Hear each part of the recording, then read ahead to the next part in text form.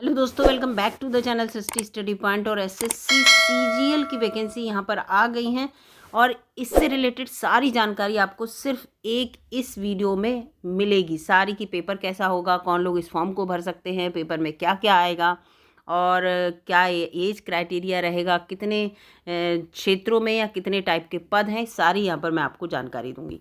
तो ये देखिए वीडियो में पूरा यहाँ पर नोटिस है और ये आज का ही नोटिस है एसएससी सीजीएल से रिलेटेड। और ये यहाँ पर फॉर्म जो है वो आज से ही भरे जा रहे हैं 24 जून से, और 24 जुलाई 2024 तक आप इस फॉर्म को भर सकते हैं।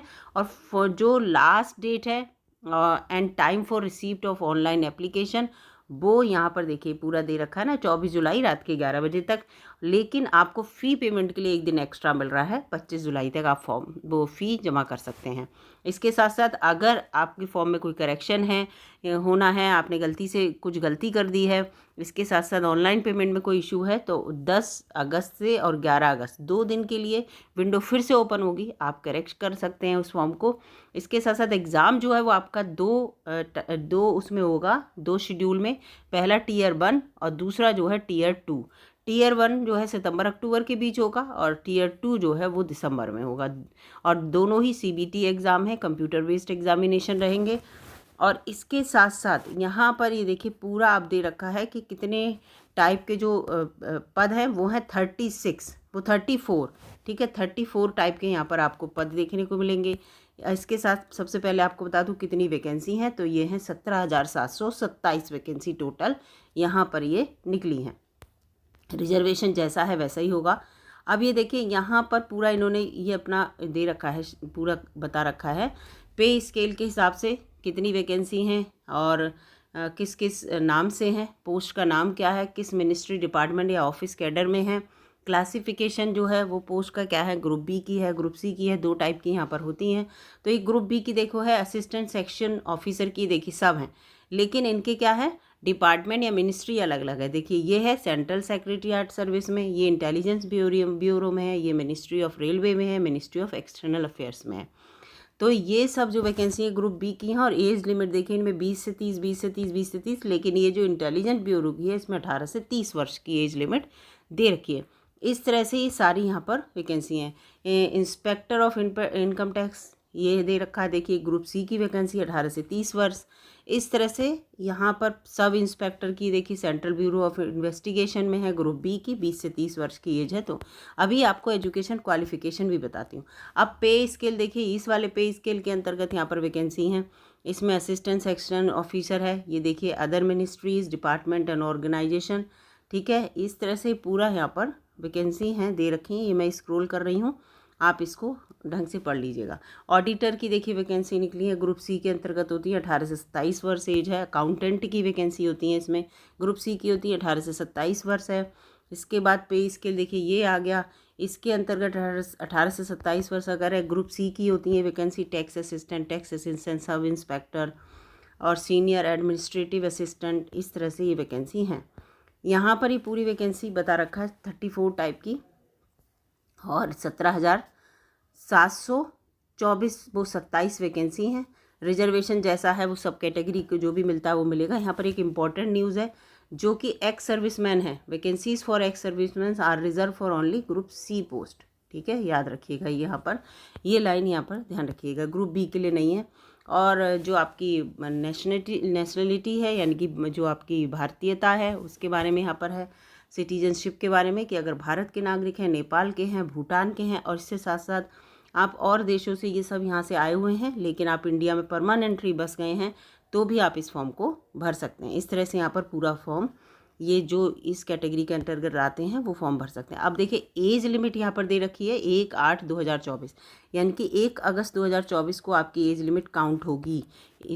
इससे पहले कि नहीं 1 अगस्त को आप इतने साल के हो रहे हैं कि नहीं हो रहे हैं। इस तरह से देखिए ये फॉर द पोस्ट ऑफ जो 18 से 27 वर्ष के बीच की जितनी भी पोस्ट अभी मैंने दिखाई थी, आप उन्हें देखिएगा तो वो व्यक्ति जो है वो लिखा है candidate must have been born not earlier, इससे पहले का ना जन्मा हो, 2/8/1997, ठीक है, और इसके बाद का ना जन्मा हो 1/8/2006, यानी कि वो 2 अगस्त 1997 से पहले का ना जन्मा हो और 1/8/2006 के बाद का ना जन्मा हो तो इस फॉर्म को भर सकता है। 20 से 30 का के अकॉर्डिंग भी यही होगा कि 2/8/1994 से 1/8/2004 के बीच के से रिलेटेड है।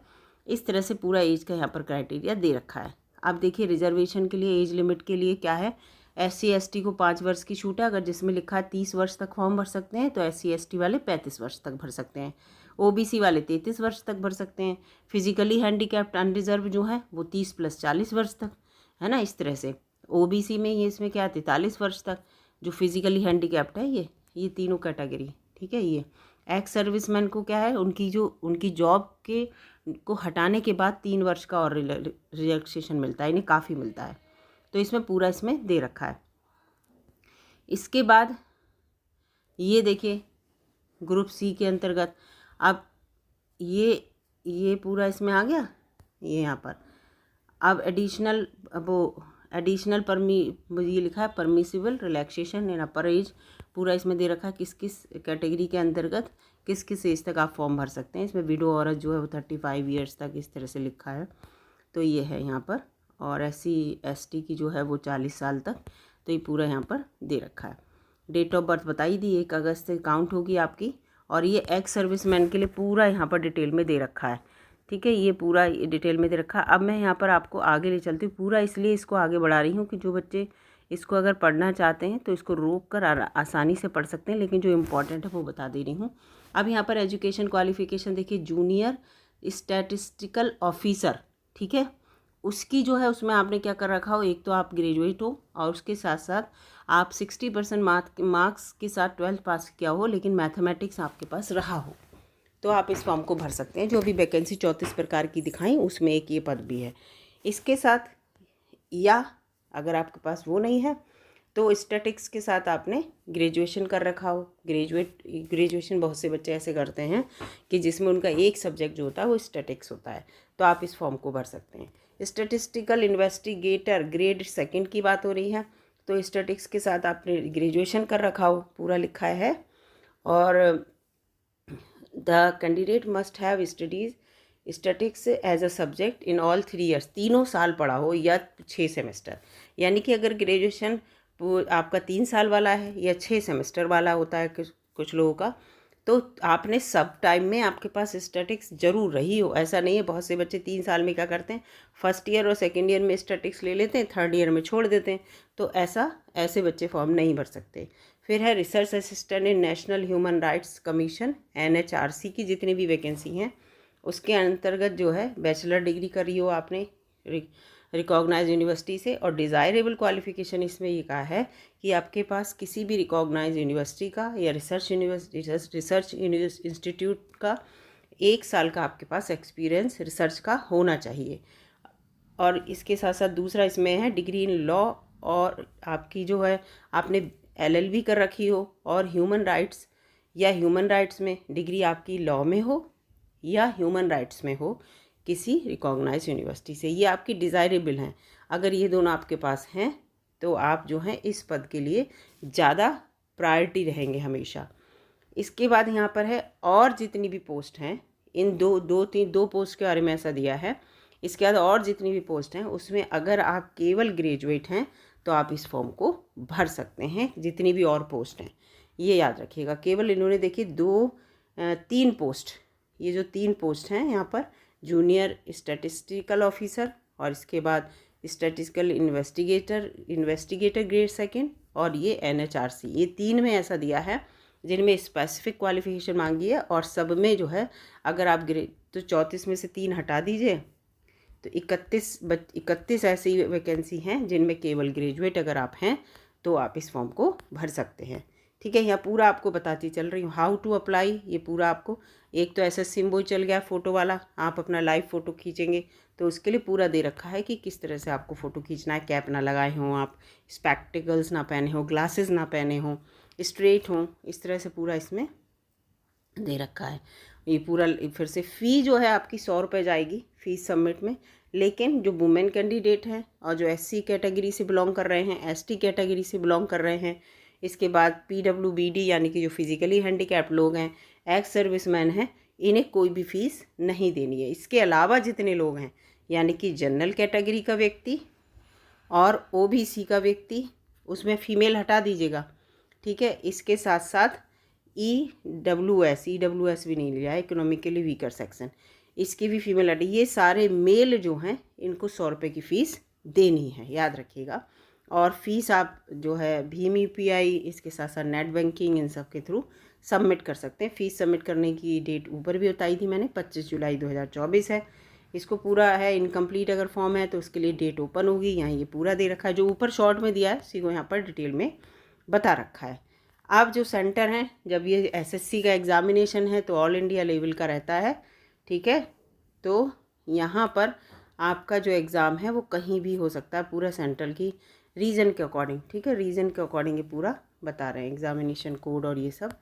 तो ये सब इन्होंने बता दिया कौन सी रीजन में कहाँ पर एग्ज़ाम होगा। फ़िलहाल फॉर्म, पहले तो फॉर्म भरने की बात है, एग्ज़ाम तो बच्चा कहीं भी दे देगा अगर उसे मौका मिलता है तो।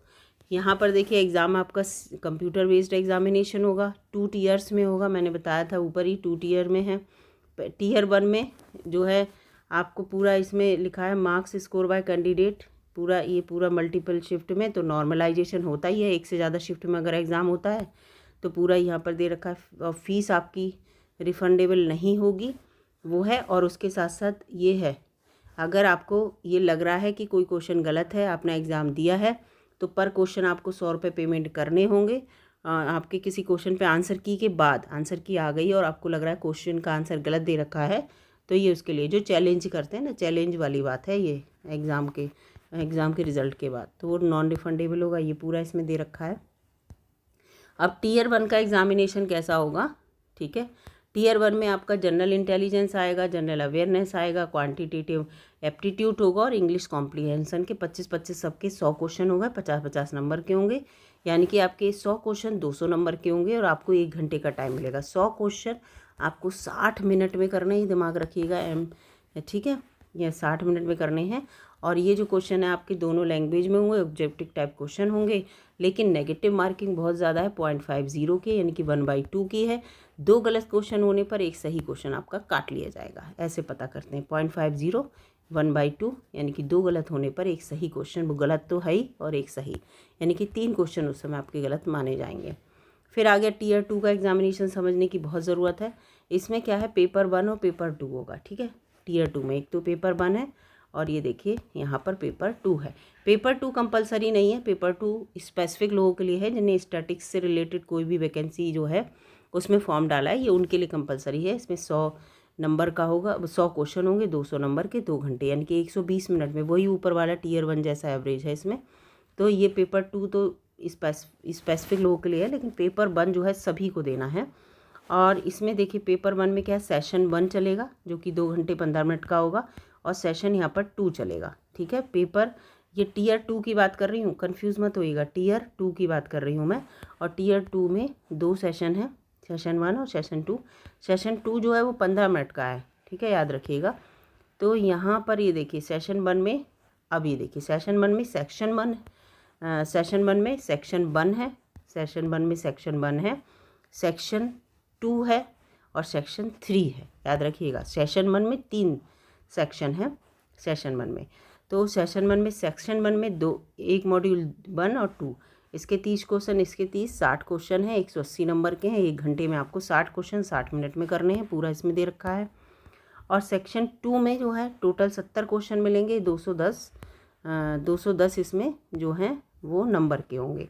और इसमें आपको पूरा एक अच्छा, ये 70 ये और 60 ये पूरे ये क्वेश्चन जो है आपको 120 मिनट में करने हैं, ये सारे क्वेश्चन, ठीक है। यानी कि 70 और प्लस 60, ये 60 क्वेश्चन है, वो 70 क्वेश्चन है, तो कितने हो गए, 130 क्वेश्चन आपको 60 और पूरा इसमें लिखा है 1 घंटे में करने हैं, 60 मिनट में पूरा लिखा है इसमें।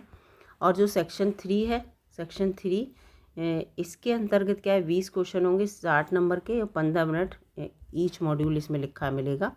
तो ये पूरा है यहाँ पर इस तरह से दे रखा है।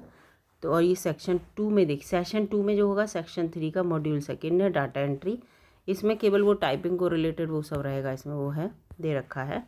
तो इसमें देखिए ये लिखा है, देखिए यहाँ पर tier 2 will be conducted, paper 1 और पेपर 2 बताया मैंने। पेपर 1 कंपलसरी सबके लिए है, पेपर 2 जो है उन्हीं लोगों के लिए है जिन्होंने statistical officer ministry of statistics and programme ये जिनसे फॉर्म भरा है उनके लिए पेपर 2 जो लास्ट वाला मैंने बताया ये वाला पेपर 2, ठीक है। ये पेपर 2 ये स्पेसिफिक लोगों के लिए ये केवल। पेपर 1 विल बी पेपर 1 के देखिए दो मॉड्यूल हैं। पेपर 1 जो है 3 सेक्शन में मैंने बताया 3 सेक्शन होंगे। सेक्शन 1 में मॉड्यूल 1 है मैथमेटिक्स, मॉड्यूल 2 है सेक्शन 2 में मॉड्यूल 1 इंग्लिश लैंग्वेज कॉम्प्रीहेंशन और जनरल अवेयरनेस, सेक्शन 3 में कंप्यूटर नॉलेज और डाटा एंट्री, जो ऊपर चार्ट बना था वही। पेपर 1 में भी कंडक्टेड इन 2 सेशन बताया था, सेशन 1 और सेशन 2 एक ही दिन में होंगे दोनों।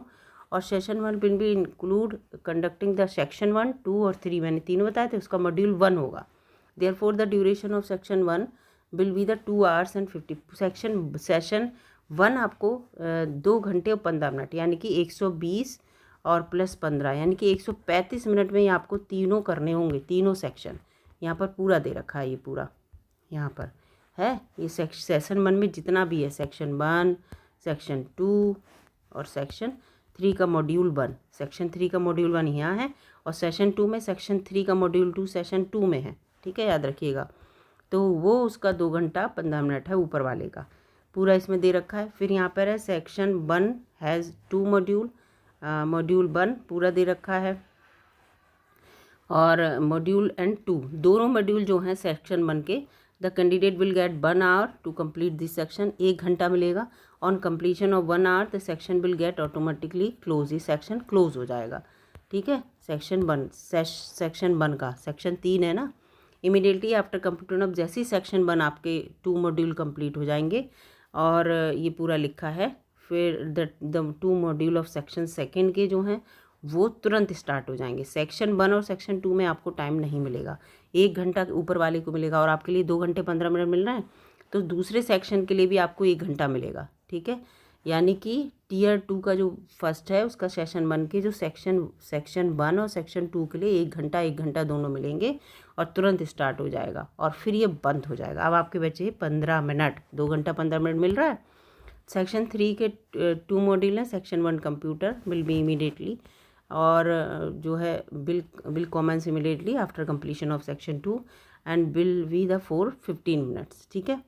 और जो आपका 15 मिनट का ये हो जाएगा तब आपके लिए एंड कर दिया जाएगा 15 मिनट का ये वाला जो है आपका data entry speed test module, ठीक है। यहाँ पर ये पूरा इसमें दे रखा है। इसके बाद यहाँ पर आ गए अब सेक्शन 3, फिर ये सेशन 1 जो क्लोज होने के बाद री रजिस्ट्रेशन करना होगा सेशन 2 के लिए। ये सेशन 1 का यहाँ पर मैं बात कर रही हूँ, ये यहाँ पर आपको 15 मिनट मिलेंगे इसके लिए। फिर इसके लिए आपको री रजिस्ट्रेशन पूरा करना होगा, री रजिस्ट्रेशन के बारे में बात हो रही है। फिर session 2 will be included module 2 data entry speed test, therefore duration will be the 15 minute, इसकी भी 15 मिनट की ड्यूरेशन है।